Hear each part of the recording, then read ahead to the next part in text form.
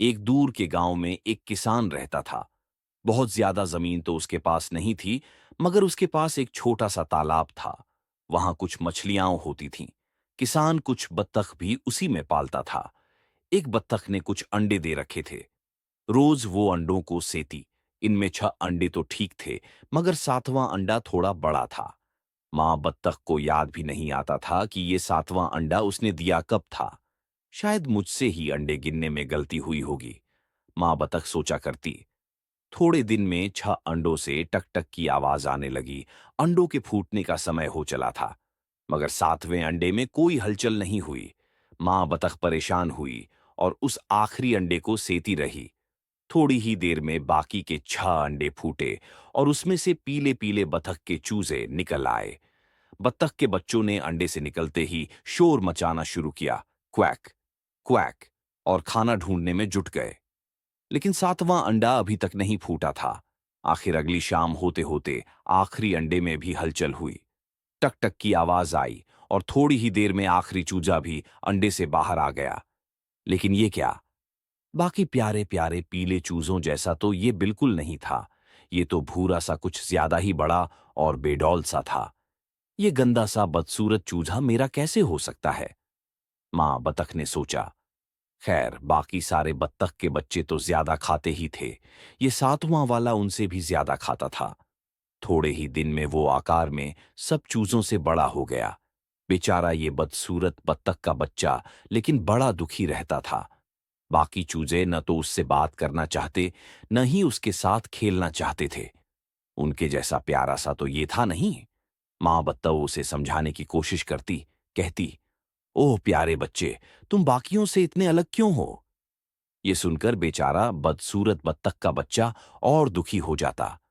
उसकी बेढप चाल को देखकर किसान के खेत पर रहने वाले और जानवर तो उस पर हंसते ही थे। किसान के बच्चे भी अक्सर उसका मजाक उड़ाने पहुंच जाते। अक्सर रात में अकेले बैठा बेचारा बदसूरत बत्तख का बच्चा रोया करता। एक दिन बहुत दुखी होकर बेचारा बदसूरत बत्तख का बच्चा किसान के खेत से भाग गया। पास में ही जंगल शुरू होता था। वहां से हर सुबह कई चिड़ियों की आवाज आती थी। बेचारा बदसूरत बत्तख का बच्चा सोचता था कि वहां जरूर मेरे जैसे भूरे पंखों वाला कोई न कोई रहता होगा। वो पक्का मेरा मजाक नहीं उड़ाएंगे। यही सोचता बेचारा बदसूरत बत्तख का बच्चा जंगल में जा घुसा। वहां सच में कई पक्षी थे, रंग बिरंगे, कुछ झाड़ियों में, कुछ पेड़ों पर बैठे। बेचारा बदसूरत बत्तख का बच्चा दौड़कर उनके पास जा पहुंचा। उसने सर उठाकर पुकारा, सुनिए, क्या आप लोगों ने मेरे जैसा भूरे पंखों वाला कोई बत्तख देखा है? चिड़िया ने उसे हिकारत की नजर से देखा। कुछ हंस भी पड़े। सबने ना कह दिया। एक बूढ़े बगुले ने उसे आगे जाने का इशारा कर दिया। बेचारा बदसूरत बत्तख का बच्चा समझा कि शायद आगे कहीं मेरे जैसे बत्तख के बच्चे रहते होंगे और बूढ़ा बगुला वहीं जाने कह रहा है। वैसे भी बूढ़े ज्यादा बोलते नहीं, इसलिए इशारा किया होगा। यही सोचता हुआ बेचारा बदसूरत बत्तख का बच्चा आगे चल पड़ा और घने जंगल के अंदर।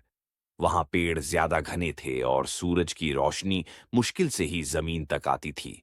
चलते चलते दोपहर हुई, फिर शाम भी होने लगी। इसी तरह चलते चलते जब कुछ दिन बीत गए तो कहीं मैं घने जंगल में रास्ता तो नहीं भूल गया?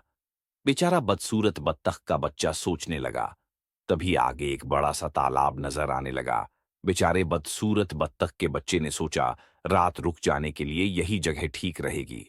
जैसे तैसे उसने रात वहीं गुजारी। सुबह हुई तो बेचारा बदसूरत बत्तख का बच्चा आगे चलने की सोचने लगा। तभी वहां कुछ जंगली बत्तखों का एक झुंड उसे नजर आया। तालाब के दूसरे कोने पर उनके घोंसले थे, जो रात में वो देख नहीं पाया था दूसरी बत्तखों को। बेचारा बदसूरत बत्तख का बच्चा दौड़ा भागा उनके पास पहुंचा। एक नए बत्तख को देखकर पहले तो जंगली बत्तखों ने उसे घेर लिया। फिर पीछे से कोई बत्तख का बच्चा चिल्लाया, जरा इसकी बेढप चाल तो देखो। फिर जोर का ठहाका लगा। बेचारा बदसूरत बत्तख का बच्चा झेंप गया, लेकिन उसने सोचा इनसे पूछ कर देखते हैं, शायद इन्हें मेरे जैसी बत्तखों का पता मालूम हो। मगर जंगली बत्तखों ने कहा कि उस जैसी बदसूरत और बेढप चाल वाली बत्तख तो उन्होंने कभी देखी ही नहीं। हाँ, जंगल के कोने पर एक छोटा तालाब है, शायद वहां कोई बदसूरत बत्तख मिल जाए।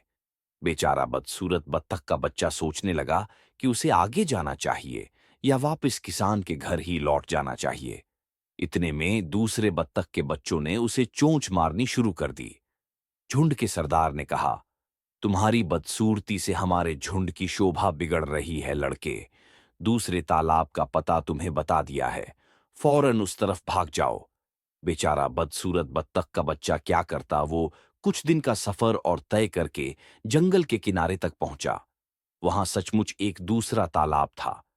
बेचारा बदसूरत बत्तख का बच्चा सोचने लगा, वो बड़े तालाब वाले सरदार बत्तख इतने बुरे भी नहीं थे। उन्होंने अपने साथ नहीं रखा क्योंकि बच्चे मेरा मजाक उड़ा रहे थे। रास्ता तो उन्होंने बिल्कुल सही बताया था। तालाब के किनारे पहुंचकर वो इधर उधर देखने लगा। झाड़ियाओं के पास उसे कुछ और जंगली बत्तख दिख गए। बेचारा बदसूरत बत्तख का बच्चा फौरन उनके पास पहुंचा और पूछा कि क्या वो उस जैसी किसी बत्तख का पता जानते हैं। मगर इस बार भी बत्तखों ने उसे देखकर मुंह बनाया और कहा कि फौरन यहां से भाग जाए। इस तालाब के पास बंदूक वाले शिकारी भी आते हैं और बेचारा बदसूरत बत्तख का बच्चा जरूर शिकारियों की गोली का निशाना बन जाएगा। बातें हो ही रही थीं कि एक तेज आवाज आई। सारे जंगली बत्तख क्वैक क्वैक करते पंख फड़फड़ाते एक तरफ भागे। बेचारा बदसूरत बत्तख का बच्चा तेज आवाज आई और एक दो जंगली बत्तख ढेर हो गए। बेचारा बदसूरत बत्तख का बच्चा समझ गया कि ये शिकारियों की बंदूक की आवाज है। वो जान बचाकर दूसरी तरफ भागा। भागता हुआ वो एक छोटे से झोंपड़े के पास पहुंचा। इतनी देर में उसे भूख भी लगाई थी। तभी उसे झोंपड़े के आगे एक टोकरे के नीचे कुछ रोटी के टुकड़े दिखाई दिए। उन्हें खाने बेचारा बदसूरत बत्तख का बच्चा टोकरे के नीचे जा घुसा। ठप की आवाज आई और टोकरा बंद हो गया। दरअसल वो झोंपड़ा एक बुढ़िया का था, जिसे कम नजर आता था। वो अपनी कुछ मुर्गियों और अपने कुत्ते के साथ शहर के बाहर ही रहती थी। जंगली चिड़िया पकड़ने के लिए उसने वो फंदा लगा रखा था। बेचारा बदसूरत बत्तख का बच्चा देखकर उसने सोचा, इसे कुछ दिन अपने पास रखती हूं, शायद ये कुछ अंडे दे, तो उन्हें बाजार में बेचकर कुछ पैसे घर आएंगे। लेकिन पिंजड़े में कई दिन बंद रहने के बाद भी बेचारा बदसूरत बत्तख का बच्चा कोई अंडे तो दे नहीं रहा था।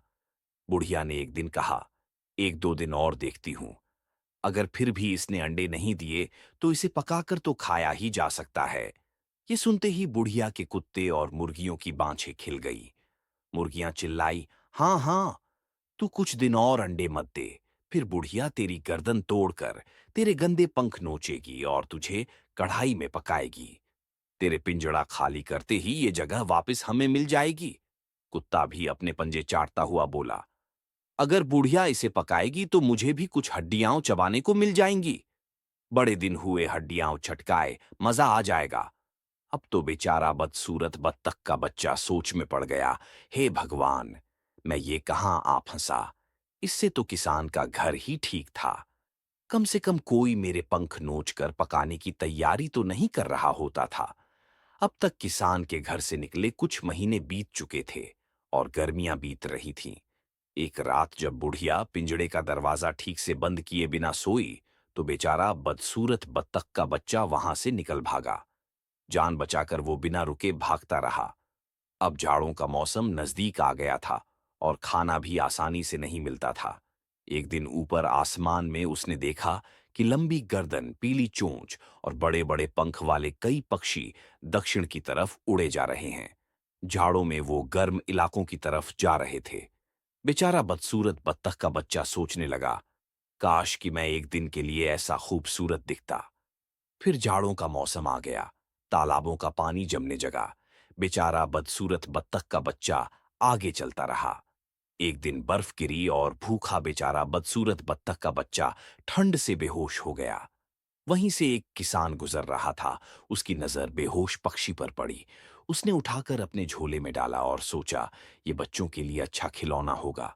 किसान की गर्म झोपड़ी में बेचारा बदसूरत बत्तख का बच्चा होश में आया। किसान के बच्चों ने कुछ दाना पानी दिया तो उसकी जान में जान आई।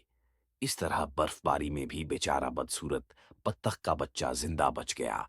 लेकिन किसान गरीब था और अगली वसंत अरथू आने तक बेचारा बदसूरत बत्तख का बच्चा इतना बड़ा हो गया था कि किसान और उसके बच्चों को उसे झोपड़ी में रखने में दिक्कत होने लगी। एक दिन सबने सोचा इसे घर में रखना अब ठीक नहीं। अगली सुबह किसान ने उसे एक झोले में डाला और पास ही मौजूद राजा की झील में फेंक आया। बेचारा बदसूरत बत्तख का बच्चा कई दिन से पानी से दूर रहा था। उसने जैसे तैसे पैर चलाए और सतह पर आया। उसे तैरने में मजा आ रहा था। अचानक पानी में उसने अपनी परछाई देखी। तभी दक्षिण की ओर गए पक्षी वापस अपने तालाबों में लौटने लगे। लंबी गर्दन, पीली चोंच और बड़े पंखों वाले हंस भी घर लौटे। फिर बेचारा बदसूरत बत्तख का बच्चा समझ पाया कि वो बत्तख तो था ही नहीं, वो तो हंस था। हंसों के झुंड ने उसे घेर लिया। तुम कहाँ गायब रहे? हमारे साथ दक्षिण तो गए नहीं थे तुम? क्या तुम किसी और झुंड के हो? सब ने अलग अलग सवाल पूछा। वो बत्तखों से कई गुना खूबसूरत हो चुका था। किसी ने उसे बेचारा बदसूरत बत्तख का बच्चा भी नहीं कहा। हंसते हुए वो नया हंस बोला, ये तो एक लंबी कहानी है। हंस की चाल पर फिदा राजकुमारी और उसकी सहेलियां भी उसे खिलाने, उससे खेलने आती। वो बेचारा बदसूरत बत्तख का बच्चा नहीं था, वो हमेशा से हंस था।